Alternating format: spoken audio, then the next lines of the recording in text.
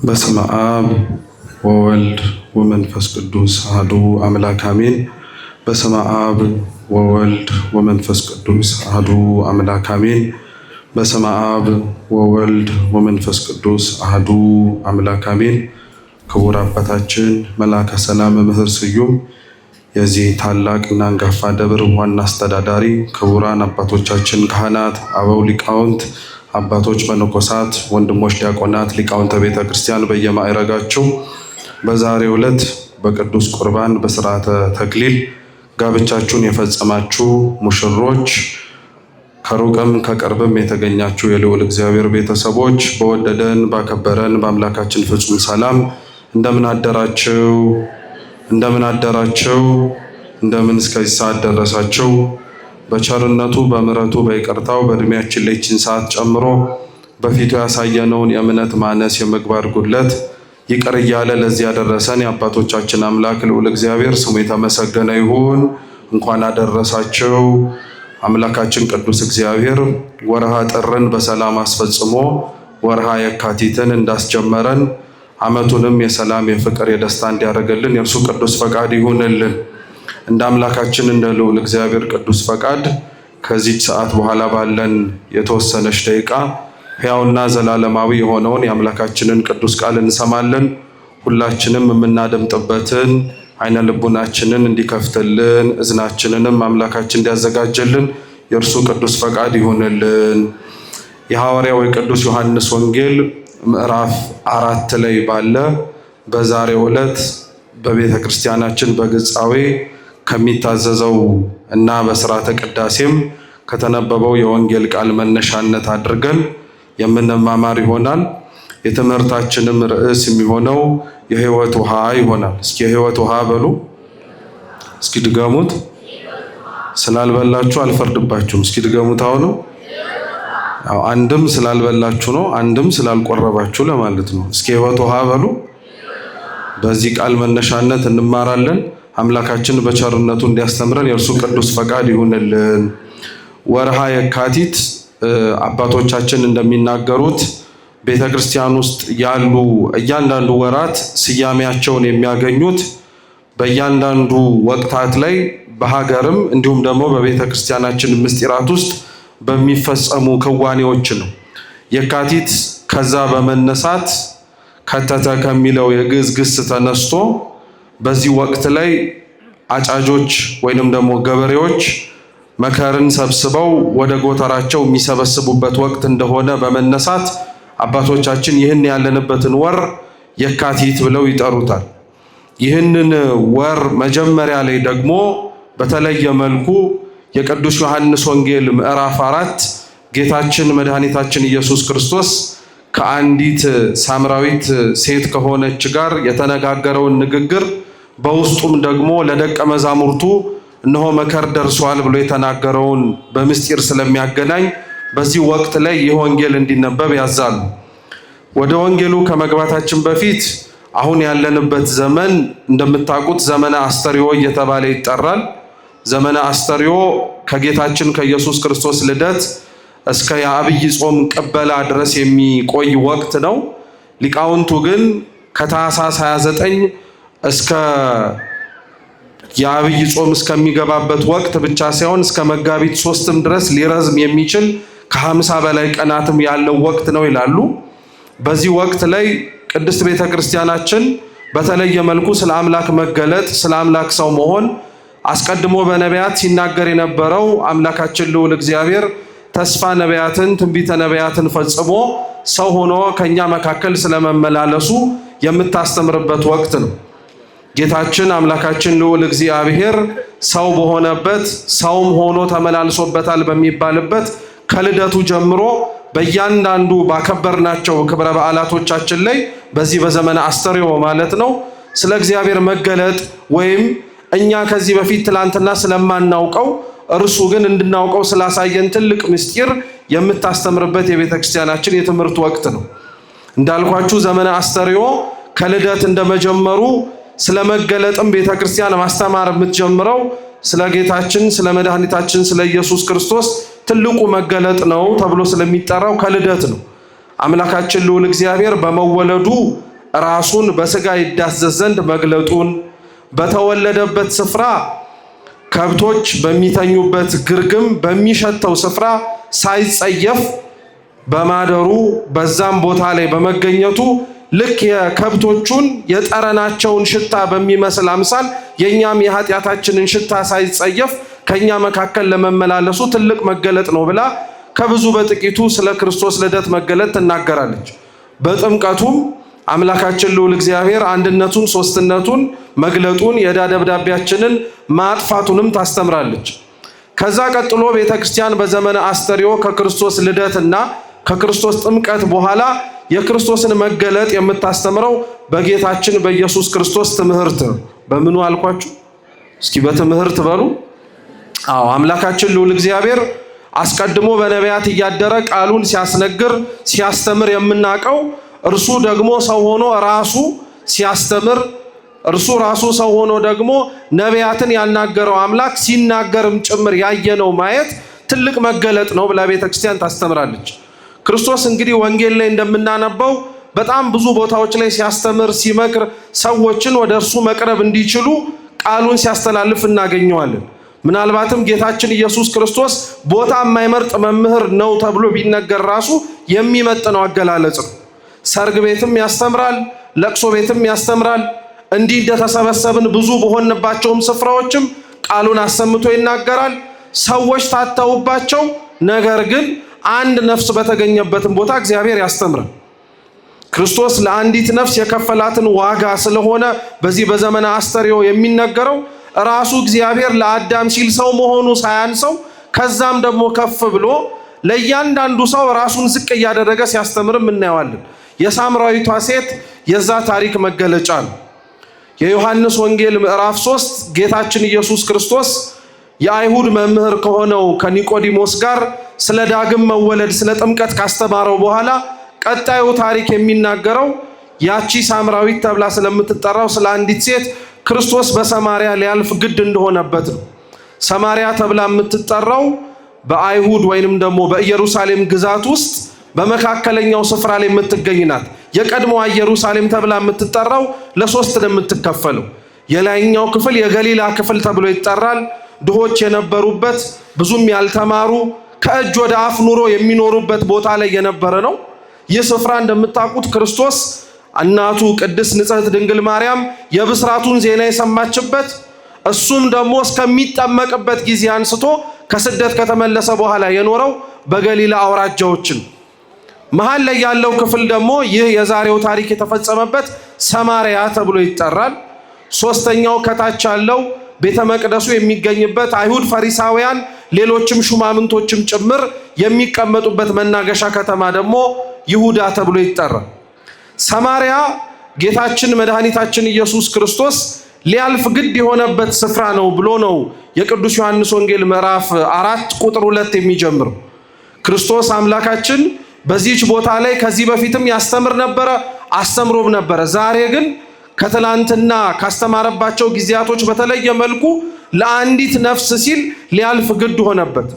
በዛች በሰማሪያ ቦታ ደግሞ አንዲት ሴት ነበረች። ጠዋት በሚቀዳበት ውሃ ማታም ጭምር ፀሐዩ በበረደበት ሳይሆን በቀትር እየተመላለሰች ውሃ ትቀዳይ ነበረች።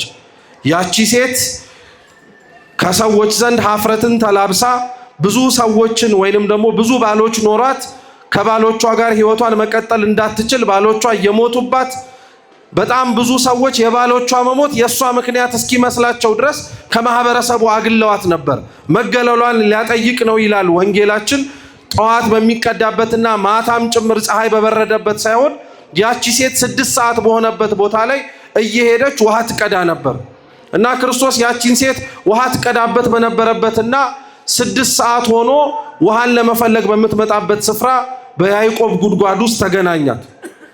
ጌታችን ኢየሱስ ክርስቶስ እንዳልኳችሁ በጉባኤም ሲያስተምር በተለያዩ ቦታዎችም ሲያስተምርና ሲመክር ዋነኛው ዓላማው ክርስቲያኖች ማወቅም ያለባችሁ ሁሌም እንደሚነገረው በተለይ መርሃ ግብር መሪዎች ሲናገሩ ልብ ብለን አንሰማቸውም እንጂ የክርስቶስ የቃሉን የማስተማር ኃላፊነት ወይንም ደግሞ አገልግሎት 3 ናቸው። ስንት ናቸው አልኳችሁ? 3 ነው።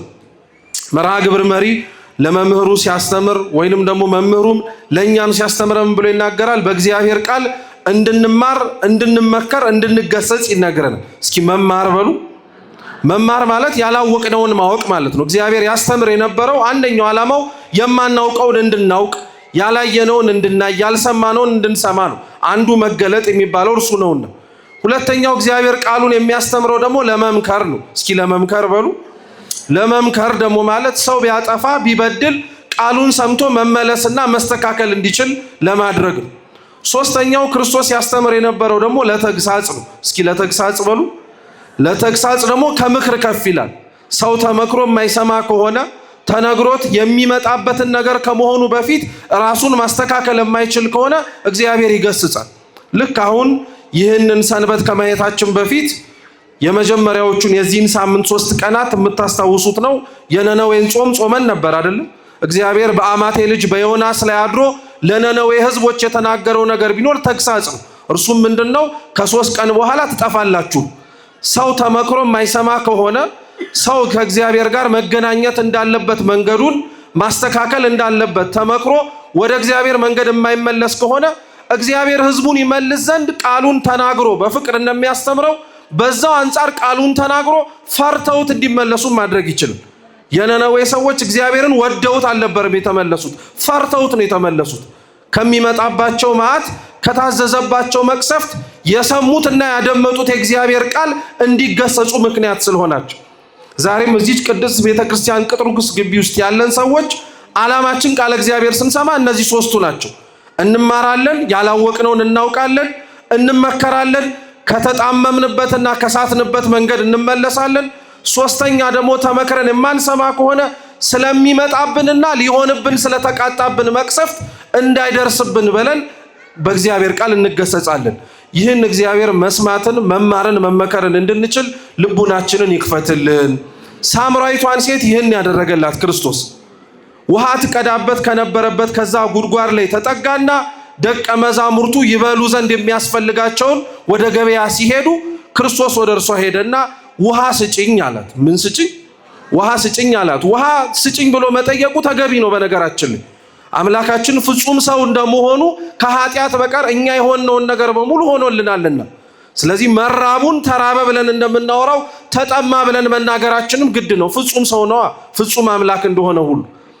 ነገር ግን ክርስቶስ ተጠማው ብሎ የጠየቃትን ውሃ ለመስጠት ያቺ ሳምራዊቷ ሴት ግን ውሃውን ሰጥታ ወሬውን ከመቀጠል ይልቅ ከውሃው በፊት ሌሎች ጥያቄዎችን አስቀደመች። ውሃ ስጭኝ ብሎ ለለመናት ለክርስቶስ እርሷ ምን ብላ መለሰችለት? አንተ አይሁዳዊ ስትሆን እኔን ሳምራዊቷን እንዴት ውሃ ትጠይቀኛለህ አለችው። እውነት ነው። ክርስቶስ በሳምራውያን ዘንድና በሰማሪያ ከተማ ከዚህ በፊት ተመላልሶ አስተምሮ ሊሆን ይችላል። ነገር ግን ክርስቶስ በዛች ሴት ውስጥ እንዴት አንተ አይሁዳዊ ስትሆን እኔን ሳምራዊቷን ታናገረኛለህ ብላ በተናገረችው ንግግር ውስጥ ግን ሌላ ነገሯን ሊቀርፍና ሊያስተካክል ስለፈለገ ነው። ሰማሪያ ወይም ሳምራውያን ውስጥ ያሉትም ሰዎችም ጭምር ክርስቲያኖች በጣም የሚያሳዝን ሕይወት ነበር የነበራቸው። በተለይ እስራኤላውያን ከምርኮ በኋላ በነበራቸው ሕይወት ላይ እንደ ሳምራውያን የሚጠላ፣ እንደ ሳምራውያን የተገፋ፣ እንደ ሳምራውያንም ጭምር አይሁድ የማይፈልጉት ሕዝብ የለም። የሚኖሩት አንድ ቦታ ላይ እኮ ነው። የሚጋሩት አንድ ሀገር ውስጥ እኮ ነው። የሚጠጡትም አንድ ምንጭ ነው። ነገር ግን ሳምራውያንን አይፈልጓቸው። ይህ ምክንያታቸውን አይሁድ ሲያስረዱ እንደሚናገሩት ከሆነ ከምርኮ በኋላ ሳምራውያን ንጹሕ የሆነውን የአይሁድን ዘር ከማይመስሏቸው ከአሕዛብ ጋር በጋብቻና በተለያዩ ነገሮች ተገናኝተዋል ብለው ያምናሉ። ከዛ አልፈውም ደግሞ ጣዖት አምልኮም ጭምር አለባቸው ብለው ስለሚያስቡ ራሳቸውን እንደ ንጹሕ አይተው እነሱን ደግሞ እንደ ርኩስ ተመልክተው ሊቀርቧቸውም ሊጠጓቸውም አይፈልጓቸው ነበር አይሁድ። እንግዲህ አስቡት፣ አንድ ቦታ ላይ ሰው ተወልዶ በአንድ ሀገር ላይ አድጎ አንድ የሚጠጣውን ወንዝና ውሃም እንኳን ተጎንጭቶ አለመፈላለግ አለ። በእኛ የለም የተጀመረው፣ ትናንትና መጽሐፍ ቅዱስም ላይ ነበር። የሳምራውያን ግን በጣም የሚያስከፋውና የሚያሳዝነው ሰው ላይፈልጋቸው ይችል ይሆናል። እንዴት ያንን ሰው ግን እግዚአብሔር አይፈልግህም ይባላል? በጣም እኮ የምናዝነውና የምንከፋው ባለንበት ጊዜ ላይ ሰው ሰውን ሊጠላው ይችላል። እሱም ልክ ሆኖ አይደለም እኮ፣ እሱም የሚያሳምን ምክንያት ኖሮት አይደለም። ምክንያቱም ክርስቲያኖችን ክርስቶስ ሲያስተምራቸው በሐዲስ ኪዳን የብሉይ ኪዳን ሕግጋትን አጠንክሮን ያስተማራቸው። ከፈሪሳውያን ከአይሁድ ከማያምኑ ከአሕዛብ የበለጠ ጽድቅ እንዲኖራቸው። ስለዚህ ክርስቶስ ምን አላቸው? የማቴዎስ ወንጌል ምዕራፍ 5 ላይ ለሚሰሙት ሰዎች ሁሉ ትላንትና በኦሪቱ ሕግ በቀደመችው ጽፌ በሰጧችሁ በእጆቼ በተቀረጸው ሰሌዳ ጽላት ላይ ነግሬያችሁ ነበር። ምን ብዬ? ባልንጀራችሁን እንደራሳችሁ አድርጉ ወደዱ ብዬ። እስኪ ባልንጀራችሁን በሉ፣ እንደራሳችሁ አድርጋችሁ በሉ እንጂ አድርጋችሁ በሉ፣ ውደዱ። ክርስቶስ ምን እንዳለ ታውቃላችሁ? ይሄ በኦሪት ነው ያልኳችኋል።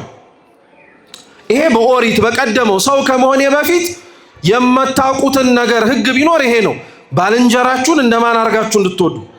ክርስቶስ ምን አለ ታዲያ? በአሁኑ በሐዲስ ኪዳን ዘመን ግን እውነት እውነት እላችኋለሁ ጠላቶቻችሁን ውደዱ አለ። ምናችሁን ውደዱ? ባልንጀራውንማ ባልንጀራ ሊወደው ይችላል፣ ምንም ጥርጥር የለውም። ላበላን፣ ላጠጣን፣ ላጎረሰን፣ ላለበሰን፣ ለተንከባከበን፣ አለው ላለን ሁሉ ፍቅርን መስጠት ምንም የሚያስገርም ነገር አይደለም፣ የሚያስደንቅም አይደለም። ለዛ ነው ክርስቶስ ለክርስቲያኖች እንዲያውቁት የፈለገው ከአይሁድም ከፈሪሳውያንም ከአሕዛብም የበለጠ ጽድቅ የሚኖረን እነሱ ባልንጀሮቻቸውን እንደሚወዱት እኛም ስንወድ አይደለም። ምኖቻችንን ስንወድ ነው?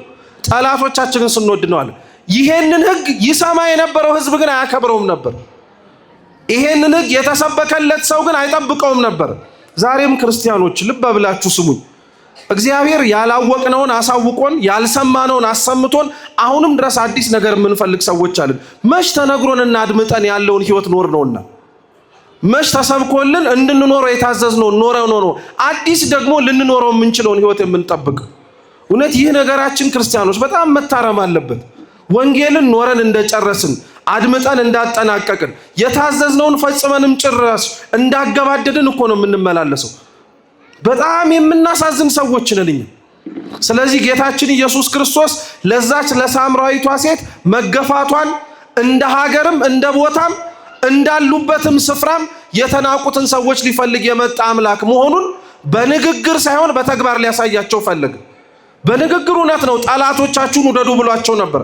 አሁን እነሱ የጠሏቸውን ሳምራውያን እንዴት እንደሚወዷቸው ይታወቅ ዘንድ ክርስቶስ ጉድጓዱ ጋር ተገኘ። በተገላቢጦሹ ግን ሊወዳት የመጣውንና ሊቀርባት የመጣውን አምላኳን ግን ያላወቀችው ሳምራዊቷ ሴት እንዴት ውሃ ትጠይቀኛለህ አለችው። እግዚአብሔርን ካለማወቅ ሁላችንም ይሰውርን ክርስቲያኖች። እግዚአብሔርን አለማወቅ ማለት ቃሉን አለመስማት ብቻ አይደለም።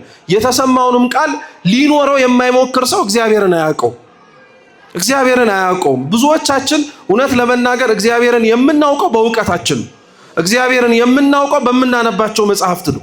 እግዚአብሔርን የምናውቀው ግን መሆን ያለበት በምንኖረው ነበር፣ በምናውቀውም ጭምር ነበር። ለዛ ነው በረከቱ ለሁላችን ትድረሰንና ርዕሰ አበው ተብሎ ከሚጠሩት በሐዲስ ኪዳን በተለይ በብህቱና በንጽህና ሕይወት ከሚመሰገኑት አንዱ አባ ጳውሊ ሲናገር ምን ይላል? እውነተኛ እግዚአብሔርን የሚያውቀው ሰው የሚጸልይ ሰው ነው። እውነተኛ እግዚአብሔርን የሚያውቀው ሰው የሰማውን የሚኖር ሰው ነው ይላል። ይህን እግዚአብሔር ሁላችንን ያድርገን። የምንሰማውን መኖርን የመሰለ ትልቅ ጽድቅ የለም ክርስቲያኖች። በዛው ሰምተነው እንድንኖረው በታዘዝነው ቃል ነው እግዚአብሔር መልሶ የሚፈትንን። ስለዚህ ያቺ ሳምራዊቷ ሴት የሚያናግራትን እያወራት ያለውን ሊፈውሳትና መገፋቷን ሊመልስላት የሚችለውን ክርስቶስን ስላላወቀችው አንተ አይሁዳዊ ስትሆን እንዴት እኛን ትጠይቀናለህ? አይሁድ የምናውቃቸው ሲገፉን ነው። አይሁድ የምናውቃቸው ስለማይፈልጉን ነው። አይሁድ የምናውቃቸው እኛን ሲነኩን ገና ለገና ውሃ ፈልገው መናጻትን እስከሚቸኩሉ ነው። አንተ ግን እንኳን እንደዛ ልታረቅ ቀርቶ ጭራሽ እኔ በምጠጣበት መቅጃ አጠጭኝ ብለህ እየለመንከኝ እኮ ነው አለችው። እና ክርስቶስ ምን ያክል ነፍሳትን እንደሚወድ ተመልከቱ ክርስቲያኖች። የበላበት ቦታ ላይ አብረነው እንድንበላ ይፈልጋል። የጠጣበት ቦታ ላይ አብረነው እንድንጠጣ ይፈልጋል። ለዛ እኮ ነው ጌታችን ኢየሱስ ክርስቶስ የማቴዎስ ወንጌል ምዕራፍ 26 ላይ ቅዱስ ሥጋውን ክቡር ደሙን ባዘጋጀበት በማርቆስ እናት በማርያም ቤት ሐዋርያቱን ብቻ ሳይሆን ቅዱስ ሥጋውን ክቡር ደሙን እንዲቀበሉ ያዘዘው ሁላችንን ነው። ባለበት ስፍራ ሁሉ እንድንኖር ስለሚፈልግ እኮ ነው። አይገርማችሁ? ሲበላ በነበረበት ሥጋውን ደሙን በሰጠበት ስፍራ ላይ ሊያጣን አይፈልግም። ቃሉን ሲያስተምር በነበረበት አውደ ምሕረትም ላይ እንድንጎድል አይፈልግም። አረ ይሄ ብቻ አይደለም ክርስቲያኖች፣ በላይ በሱ ስፍራ በሆነም በሰማያት እንድንታጣ አይፈልግም ክርስቶስ። በሁሉም ቦታ ላይ ለሱ ዋጋ ውድ ነገር ቢኖር የኛ ሁላችን ነፍስ ነው። ምናልባት ግን የክርስቶስ ውድ ዋጋ የሆነውን ይህንን ነፍስ ግን እኛ አብዛኞቻችን አቅልነናታል። ነገን ጭምር ነግቶ የምንኖር ስለሚመስልንም ይሆናል ዛሬ መሽቶ ድረስ የቀረንን ኃጢአትን መስራት ነው እንጂ ሳንሰራው የቀረብንን ጽድቅ አድርገን ለማለፍ አብዛኞቻችን ስንሞክር አንታይም። ስለዚህ ያቺ ሴት እንዴት አይሁዳዊ ስትሆን እኔን ትጠይቀኛለህ ውሃ አለችው። ክርስቶስ መለሰላት፣ ውሃ ስጭኝ ብሎ ተጠምቶ የሚጠይቅሽ ማን እንደሆነ ብታውቂ ኖሮ አንቺው ራስሽ ውሃ ትለምኙ ነበር አላት። እውነቱን እኮ ነው። የምትጠይቀውንና እያነጋገራት ያለው ማን እንደሆነ ብታውቀው ኖሮ እሷ ራሷ ነበረ እንዲያውም ውሃ ስጭኝ ብሎ የምትለምን ነበር። ክርስቶስ አጠነከረላት ነጥቡን ራሱ ምን ብሎ እንደሆነ ታውቃላችሁ? አንቺ ከምትሰጭኝ ወይም ደግሞ ከዛ ጉድጓድ ትጠጡበት በነበረበት ቦታ ሁሉ የጠጣው ሰው በሙሉ ድጋሚ ይጠማ ነበረ። ማለትም መጥቶ እሱ ራሱ የጠጣው ጎሎበት ጉሮሮ ደርቆበት ውሃው ጎድሎበት ውሃ ሊቀዳ ይመጣል። እኔ ከምሰጠው የህይወት ውሃ የሚጠጣ ግን ቢኖር ድጋሚ አይጠማም ማለት። ሴትየዋ ወይንም ደግሞ ያቺ ሳምራዊቷ ሴት እያወራት ያለው ስለ ውሃ መስሏት መመላለስ ስለሰለቻት ስላደከማት እባክህ ይሄንን ውሃ እንድጠጣ ለኔም ሰጠኝ አለችው። ክርስቶስ ግን እያወራት የነበረው እዛ ጉድጓድ ውስጥ ያዕቆብ ለልጆቹ ለከብቶቹ ያጠጣው የነበረውን ውሃ አልነበር። የህይወት ውሃ ተብሎ የሚጠቀሰው ክርስቶስ አምላካችንም እንድትጠጣው ግብዣ እያቀረበላት የነበረው አንደኛ ቅዱስ ደሙን ነው። እስኪ ቅዱስ ደሙን በሉ። አዎ እግዚአብሔር አምላክ ሰጥቶን ብንጠጣው የማንጠማበት ጠጥተነው የምንረካበት ነገር ቢኖር የእርሱ ደም ነው። ክርስቲያኖች እስካሁን ድረስ እኮ ለጠጣነው ውሃ ምን ያክል እንደምንሰፈሰፍ ወቁት። በኋላም ቅድምም አባታችንም ብለዋል፣ ስትመጡ ወደ ጉባኤው ምን ይዛችሁ ነው የተባለው? ውሃ ይዛችሁ ነው ተብሏል። የውሃ ጉዳይ ለሰው ልጆች በጣም ትልቅ የሆነ ጉዳይ ስለሆነ ነው፣ አንኳር ስለሆነ ነው። ምድራዊ ሆነው ጠጥተነው ስለምንጠማው ውሃ እንዲህ ያክል ትኩረት ሰጥተን በዚህ ሰዓት መጣች በዚህ ሰዓት ትጠፋለች እያልን የምንጨነቅላት ውሃ መቼ ነው በዛው አንጻር ደግሞ ለክርስቶስ ደምም እንደዚሁ የምናስብለት? የክርስቶስ የማያስጠማን የህይወት ውሃ ተብሎ የተጠቀሰው የመጀመሪያው የጌታ የራሱ ደሙን፣ ሁለተኛው የህይወት ውሃ ተብሎ የሚጠቀሰው ደግሞ እግዚአብሔር መንፈስ ቅዱስ ነው። እስኪ እግዚአብሔር መንፈስ ቅዱስ በሉ። አዎ የህይወት ውሃን እሰጥሻለሁ ካላት በኋላ ክርስቶስ ምንድን ነው ያላት? ማንም ይሄንን የሚጠጣ ቢኖር ድጋሚ ምን አያረግም? እስኪ አይጠማም በሉ። አይጠማም አላት። ጨመረላትና ደግሞ ምን አላት? ይሄንን ውሃ የሚጠጣ ቢኖር በሆድ ውስጥ የህይወት ውሃ ምንጭ ይፈልቅለታል አለ። አባቶቻችን ሲናገሩ ይሄ የህይወት ውሃ ተብሎ የሚጠራው እግዚአብሔር መንፈስ ቅዱስ ነው። በትንቢተ ሕዝቅኤል ምዕራፍ 28 ላይ መንፈሴን በስጋ ለባሽ ሁሉ ላይ አፈሳለሁ ብሎ ተናግሯል አምላካችን ልዑል እግዚአብሔር። ስጋ ለባሽ ተብሎ የሚተረጎመው ይላሉ አራዊቱ፣ ከብቱ፣ ሌላውም ሳይሆን ስጋ ለባሽ ተብሎ ሊነገር የሚገባው ሰው ነው ይላሉ። መንፈሴን አፈሳለሁ ያለው መንፈስ ቅዱስ ነው ይላሉ። በአንጻሩም የህይወት ውሃ ተብሎ እግዚአብሔር እሰጣችኋለሁ ብትጠጡት አትጠሙም፣ ከዛም አልፎ በህይወታችሁ ላይ በሆዳችሁ ውስጥ የሚፈልቅላችሁ ንጹህ ምንጭ እንሰጣችኋለሁ ያለውም መንፈስ ቅዱስ ነው ይላሉ። እንዴት አወቃችሁ ብንባል የቅዱስ ዮሐንስ ወንጌል ምዕራፍ 7 ላይ ራሱ አምላካችን ልዑል እግዚአብሔር እንደዛው ብሎ ስለነገረን፣ ስለ መንፈስ ቅዱስ ሲነግረን ሲያስተምር አምላካችን ልዑል እግዚአብሔር ውሃ እንደሆነ ነግሮን፣ ውሃ እንደሚያነጻው መንፈስ ቅዱስ ያነጻናልና ውሃ ጽሩይ ቢሆን መልካችንን እንደምናየው በእግዚአብሔር መንፈስ ቅዱስ የራሳችንን መልክ ስለምናይበት የምትሰሙት ቃል እግዚአብሔር የምታደምጡት የእግዚአብሔር ቅዱስ የሆነው ቃል ክርስቲያኖች ውሃ ነው። ብናውቅበትና ብንረዳ ሰምተነው ሌላውን ኃጢአተኛ የምናይበት ሳይሆን ራሳችንን የምንመረምርበት። ብዙዎቻችን ግን ይህንን አላወቅንበትም። የእግዚአብሔር ውሃነት መንፈስ ቅዱስ እንደሚያነጻ እናውቃለን። በእግዚአብሔር ውሃነት መንፈስ ቅዱስ ግን ሰውን ሳይሆን ራሳችንን ነው ማየት ያለብን። ቅዱስ ያዕቆብ በመልእክቱ ምዕራፍ 1ም ተናግሯል። የእግዚአብሔር ቃል መስታወት ነው ራሳችሁንም ታዩበታላችሁ ብሏል። እውነት ነው። ሰው በመስታወት ፊት ቆሞ ሊያየው የሚችለው የራሱን መልክ ነው እንጂ የሌላን አይደለም። በምትሰሙት ቃል እግዚአብሔርም ልትመለከቱበት ከኃጢአታችሁም ራሳችሁን ልታነጹበት የሚገባው ቢኖር ራሳችሁን ነው እንጂ ሌላውን ሰው አይደለም። ውሃ የተባለው እግዚአብሔር መንፈስ ቅዱስ ለዛ ነው። ይሄ የህይወትን ውሃ እሰጥሻለሁ አለ። ደሜንም እሰጣችኋለሁ በእሷ አንጻር ለሁላችን። የህይወት ውሃ የተባለ እግዚአብሔር መንፈስ ቅዱስንም እልክላችኋለሁ በእሷ አንጻር ለደቀ መዛሙርቱ፣ ከደቀ መዛሙርቱም በኋላ ለሁላችን። መንፈስ ቅዱስ የተለያት ቤተክርስቲያን እውነትም ቤተክርስቲያን ተብላ ስለማትጠራ ማለት ነው። ይህ መንፈስ ቅዱስ ነው ተጋቢዎችን ከሁለትነት ወደ አንድነት የሚያመጣቸው። ይህ መንፈስ ቅዱስ ነው ያቀረብነውን ህብስትና ወይን ስጋ አምላክ ደም አምላክ የሚያደርገው። ይህ መንፈስ ቅዱስ ነው የተሰበሰብንባትን ቤተክርስቲያን የሰማይ ደጅ የሚያደርጋት። ይህ መንፈስ ቅዱስ ነው ክርስቲያኖች እንድንሆን፣ ይህ መንፈስ ቅዱስ ነው ስጋውያን ስንሆን ደግሞ መንፈሳውያንም ጭምር እንድንሆን የሚያደርግ። ዛሬም ለዛ ነው ክርስቲያኖች በዚህ ቀን ላይ ስለ መከር እንደሚነገረው ሁሉ የካቲት ወር እንደሆነ ሁሉ በዚህ ጊዜም ላይ ስለ ሕይወት ውሃ ምንጭነት ስለ መንፈስ ቅዱስም ቤተክርስቲያን ታስተምራለች። ለምን ዛሬ የካቲት 1 ላይ በጉባኤ ቁስጥንጥንያ 150 ሊቃውንተ ቤተክርስቲያን በ381 ዓመተ ምህረት ስለ መንፈስ ቅዱስ አምላክነት ያሳመኑበት ቀን ነው። እየሰማችሁ ነው? እስኪ ጉባኤ ቁስጥንጥንያ በሉ እንጂ እንዳትረሱት ማለት ነው። 381 እስኪ በሉ ዓመተ ምህረት ጉባኤው የተካሄደበት ምክንያት ደግሞ ስለ መንፈስ ቅዱስ እስኪ በሉ። ስለ መንፈስ ቅዱስ አምላክነት የተረጋገጠበት ነው። ይሄ የሕይወት ውሃ ምንጭ እንደዚሁ አምላክ ነው ብለን የምንመሰክርለት ብቻ ሳይሆን ቆመንም ጥብቅና የምንቆመለት ነው። ስለዚህ እግዚአብሔር አምላካችን ለዛች ለሳምራዊቷ ሴት እኔ የሕይወት ውሃን እሰጥሻለሁ አላት። ማንም የተጠማ ቢኖር በእኔ ይምጣ አለ። እውነት ለሳምራዊቷ ሴት ክርስቲያኖች ታሪኩን ቀጥላችሁ ስትመለከቱት ጌታችን ኢየሱስ ክርስቶስ ያን የሕይወት ውሃ ሰጥቷታል። በንግግራቸው ውስጥ በሙሉ አስተሳሰቧን፣ አመለካከቷን ሳታውቅ የነበረውን እንድታውቅ ሁሉ ነገሯ እንዲስተካከል ያደረገላት። አንደኛ ስቀዳ የነበረችውን ስጋዊ የሆነውን ውሃ ትታ መንፈሳዊ ውሃ እንድትፈልግ አደረጋት። በዚህም ለኛ ምን አስተማረን? በዚህ በስጋ ኑሯችሁ ትኖሩበት ዘንድ በሰጧችሁ በዚህ ዕድሜያችሁ በስጋ ኖራችሁ እንደምታልፉት ሁሉ ለመንፈሳችሁም ስንቅ ዋጁበት፣ ስንቅ አገኙበት ብሎ በዛች በሳምራዊቷ ሴት አንደኛ አስተማረ።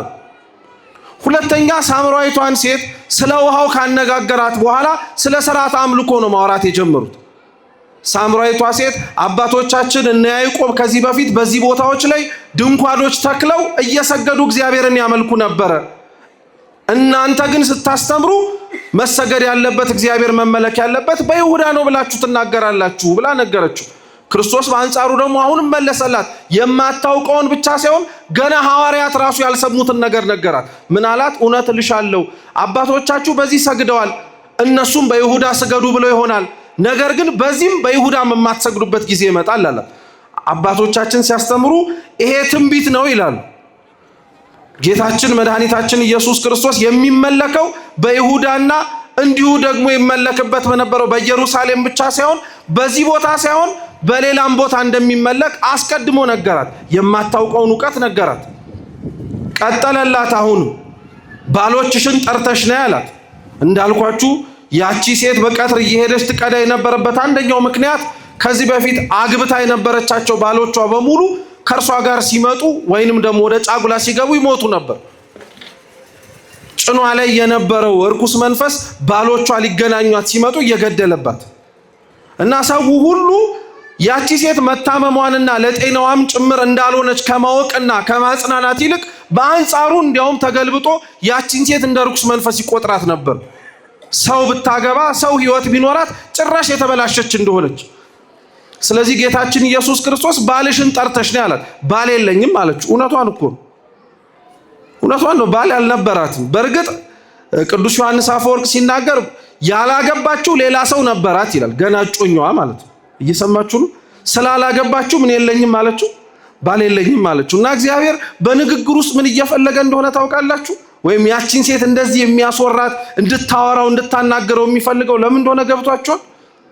ሰው ሁሉ ካጣባትና ሰው ሁሉ የላትም ብሎ ከሚያስበው አንዲት ጽድቅ እየፈለገባት እኮ ነው። እና አንዲት ጽድቅ አገኘባት። እሷም አለመዋሸቷን ነው። የእውነቷን ተናገረች። ምን የለኝም ብለ አሁን ምንም ጽድቅ ቢታጣባችሁ ክርስቲያኖች አንድ ነገር ግን ይኖራችሁ። ብዙ ኃጢአት ቢኖራችሁ እግዚአብሔር የሚደሰትበት አይቶ ሊያመለከታችሁ የሚችልበት አንዲት ነገርማ ትኑረን። ምን ንጽናናበት ብቻ ሳይሆን እግዚአብሔርም አይቶን ሌላውን ኃጢአታችንም ጭምር የሚያረቅበት የጽድቅ ምክንያትማ ያስፈልገን። እና ያቺን ሴት አንዲት ጽድቅ አገኘባት። አልዋሸችውም። የለኝም ምንም ነገር የለኝም አለች። ይህንም በመናገርሽ እውነት ነው አላት ራሱ ክርስቶስ። እውነት ነው ባሎች ነበሩሽ ከዚህ በፊት፣ በገር ግን ሁሉም ሞተውብሻል አለ። ስትሰማው ስታየው ከዛ በኋላ ውሃ ሊያጠጣትና ውሃም ሊለምናት ብቻ የመጣ ሳይሆን ደግሞ ነብይ መሆኑንም ጭምር ገመተች። አንተ ሰው ስመለከት ነብይ ትመስላለህ አለችው። ምክንያቱም ማንም ሰው የማያውቀውን ከዛ በፊትም ጭምር አብሯት ሲኖር ያልነበረው ክርስቶስ ስለ ሕይወት ታሪኳ እየነገራት ነው። እና ጌታችን እንደዛ ሲላት ነብይ ያለመሆኑን ብቻ ነው ማስረገጣት። ነገራት በደንብ አድርጎ እኔ ነብይ ብቻ አይደለሁም ከነቢያትም ጭምር የምበልጥ የነቢያት አምላክ ነኝ አላት። ይሄንን ሁሉንም የነገራትን ሁሉንም እንድትሰማ ያደረጋትን ሁሉንም ታሪኳንም ጭምር ዘርግፎ እንድትሳቀቅበት ሳይሆን እንድትስተካከልበት አደረጋት ክርስቶስ። እውነትን የምነግራችሁ ክርስቲያኖች ቃሉን ለሚሰሙ የልቦናቸውንም ደጅ ከፍተው እግዚአብሔርን ከልባቸው ለሚያደምጡት ሰው አሳፍሯቸው ተሸማቀው የመጡበትን ምክንያት ከዛ በኋላ ሲወጡ ግን ኮርተውና ከፍ ብለው የሚታዩበት ምክንያት ያደርግላቸው። ተመልከቷት ሳምራዊቷን ሴት ቀትር 6 ሰዓት የመጣችው ሰው ላለማየት ነው። ከክርስቶስ ጋር ተነጋግራ ከጨረሰች በኋላ ግን ሰው እንዳያት ተሸሽ የነበረችው ያቺ ሴት ከተማ መሃል ላይ ቆማ ኑና ትላንትና የነበረውን ሕይወቴን የነገረኝን ኑና እናንተ እስኪ ስሙት እውነት ይሄ ነብይ ይሆንን ብላ ተናገረች። አንገቱን ደፍቶ ለመጣ ቀና የሚያደርገው ኃጢያቱን አምኖ ለመጣ በጽድቅ እንዲመላለስ የሚያደርገው ምንም የጽድቅ ምክንያት ባይኖርበት የሰራውን ኃጢያት ግን ሰልችቶት ለመጣ ሰው እግዚአብሔር ፊት ከተንበረከከ እንዲቀና አድርጎ ነው የሚያሰናብተው። እና ያቺ ሴት ለሳምራውያን ሴቶች በሙሉ እና ከተማው ላይ ለነበሩት ሰዎች በሙሉ ስለ ክርስቶስ ወንጌል ሰበከችላቸው። ኑና ይውታለች። ሰዎቹ በሙሉ ተሰብስበው መጡ።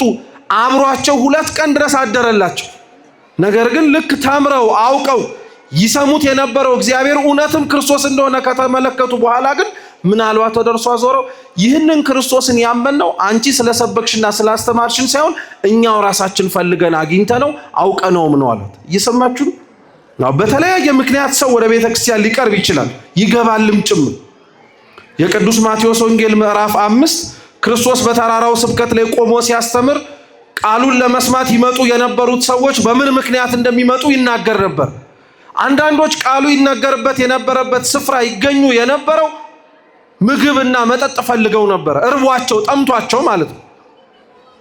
አንዳንዶች ይመጡ የነበሩት ደግሞ ተአምር ፈልገው ነበር፣ ሽባ ሆነው ለመተርተር፣ አይነ ስውር ሆነው አይናቸው እንዲበራላቸው።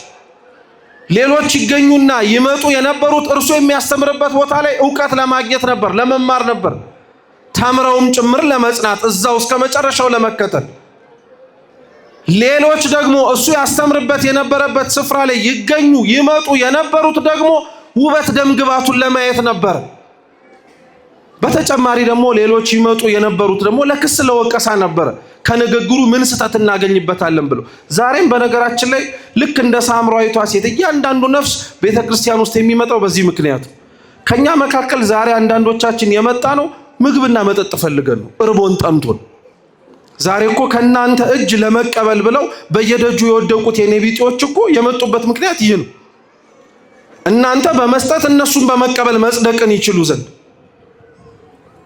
አንዳንዶች የመጣ ነው እውነት ዛሬ ልንነጋገር ከተባለ ተአምር ፈልገን ነው፣ ጸልየን እግዚአብሔር እንዲሰማን የጠመመብን እንዲቃናብን። ሌሎቻችን እግዚአብሔር ቃሉን የሚያስተምርበት አውደ ምሕረት ላይ የመጣ ነው ለመማር ነው፣ ልባችንን ከፍተን ምን ይለናል እግዚአብሔር ብለን። ሌሎቻችን ደግሞ የመጣ ነው ውበት ደምግባቱ አምሮን፣ ማለትም ደግሞ የቤተ ክርስቲያኒቷ ውበት፣ የዚህ የምትመለከቱት የሰርጉ ስነ ስርዓት፣ የካህናቱ ልብስ፣ ዕጣኑ፣ ስርዓተ ቅዳሴው፣ ዑደቱ ማርኮን የመጣን ሰዎች አሉ። አያድርግብን እንጂ ከኛም መካከል አይጠፋም ለክስ ለወቀሳም የሚመጣል። ዛሬ ምን ተናግረው ምን ስተት እናገኝባቸዋለን ብሎ። እኔ ሁሌም የሚገርመኝ ነገር ምን መሰላችሁ? በተለያየ ምክንያት የሚመጣውን ሰው እግዚአብሔር አምላክ ሁሉንም ሰብስቦ እንደ አንድ መንከባከቡ ይደንቀኛል። ሁሉንም አሁን እኛ እኮ እንደ ተናጋሪ ሆነን እንድንናገር በተሰየምንበት ቦታ ላይ መርጣችሁ አስቀምጡ ብንባል መርጠን የምናስቀምጠው የሚሰማንን ሰው ብቻ ነው። ታውቃላችሁ?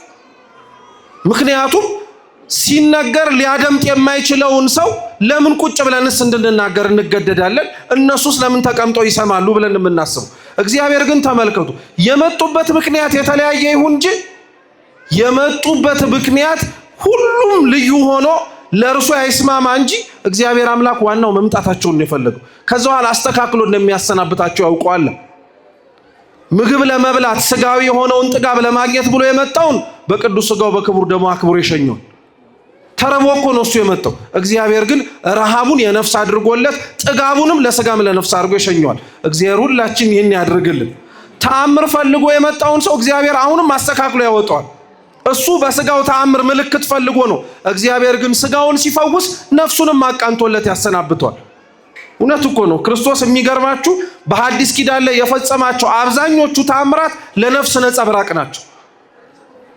አይነ ስውር አበራ ሲባል ጉዳዩ አይነ ስጋችንን ማብራት አይደለም፣ አይነ ልቡናችንን ማብራት ነው። ሽባ ተረተረ ሲባል ጉዳዩ የተጣመመ ወይም ያልተቃናን እግር ማቆም አይደለም፣ የነፍስን ሽባነት ወደ እግዚአብሔር መሄድ የምትችልበትን መተርተር ነው፣ ማውጣት ነው።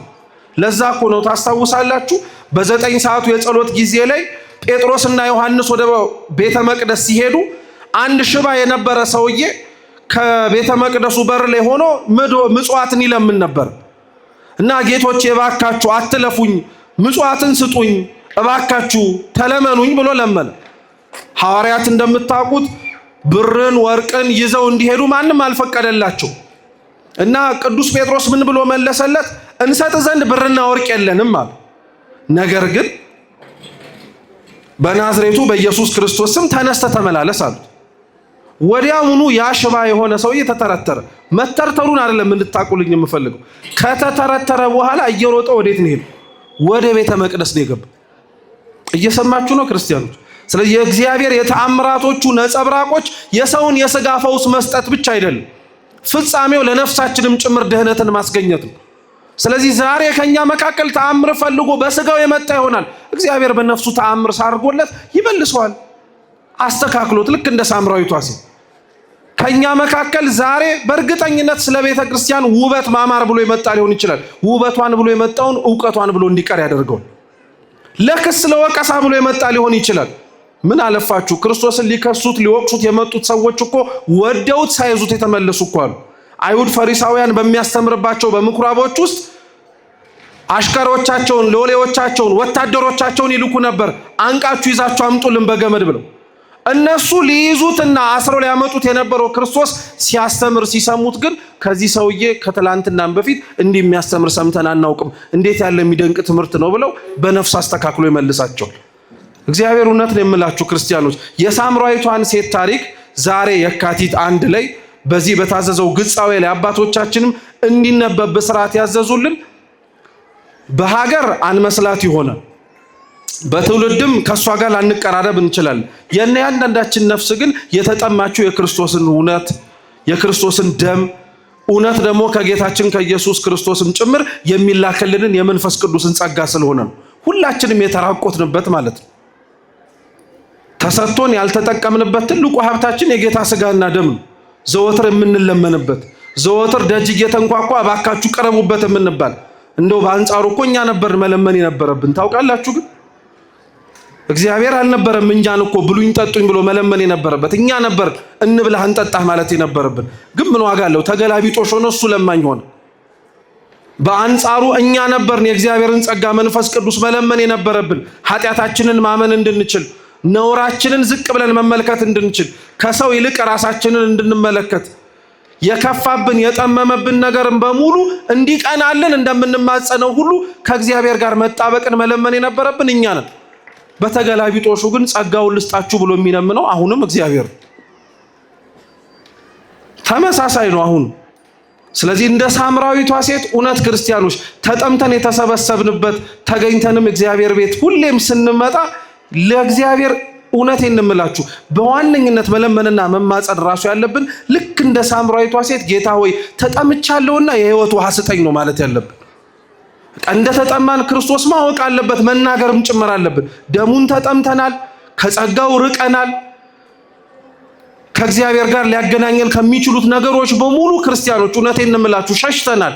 አብዛኞቻችን ክርስቲያን ተብለን ተሰየመን ካለንበት ቤተ መቅደስ ውስጥ ሊያስመስለንና መሆናችንን ሊገልጽ የሚችለው ነገር ነው እንጂ ያለን እውነት እነዛን ነገሮች ብናጣው ክርስቲያን መሆናችን ራሱ ይታወቅ ይሆን?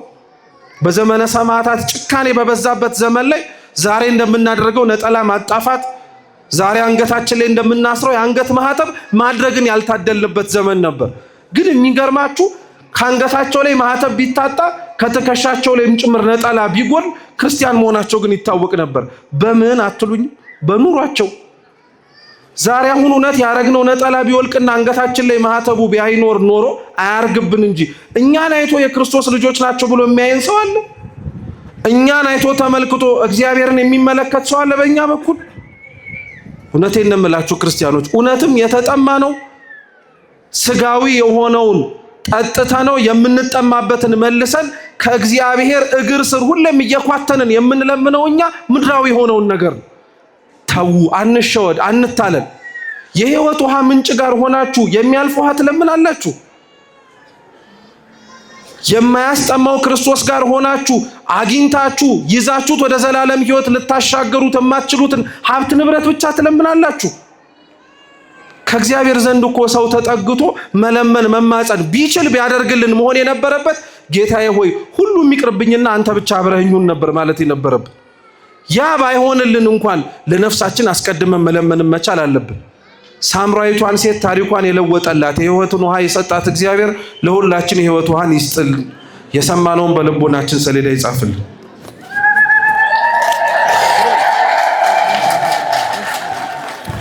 ደግማችሁ እግዚአብሔርን አመስግኑ። ያስተማረን የመከረን እግዚአብሔር ስሙ የተመሰገነ ይሁንልን። ለመምህራችን ለመምህር ዘለዓለም ታዬ እግዚአብሔር አምላክ ቃለ ሕይወት ያሰማልን። ኧረ ተናገሩ። ቃለ ሕይወት ያሰማልን። እግዚአብሔር አምላክ በዕድሜ በጸጋ ይጠብቅልን። በእውነት ብዙ የመርሃ ግብር እንዳላቸው ብዙ ጫና እንዳላቸው እናውቃለን። ነገር ግን እሳቸው በእውነት አክብረውን ጥሪያችንን አክብረው ስለመጡ ደግማችሁ እግዚአብሔር እናመስግኑልን። በእውነት እጅግ በጣም የምንወዳቸው አሉ ብለን ከምንመካባቸው መምህራን አንዱ ናቸው። እግዚአብሔር አምላካችን እንደነዚህ ያሉ መምህራን እግዚአብሔር አምላካችን ያብዛልን። እንግዲህ ቅድም መጋቢ ሐዲስ መምህር ብርሃኑም እንደነገሯችሁ እንግዲህ በዛሬው ዕለት ተጠባቂው ታላቁ ደማቁ ጉባኤ እንግዲህ ዛሬ ውሏችን እዚሁ ነው። ከ7 ሰዓት ጀምሮ እስከ ምሽቱ 1 ሰዓት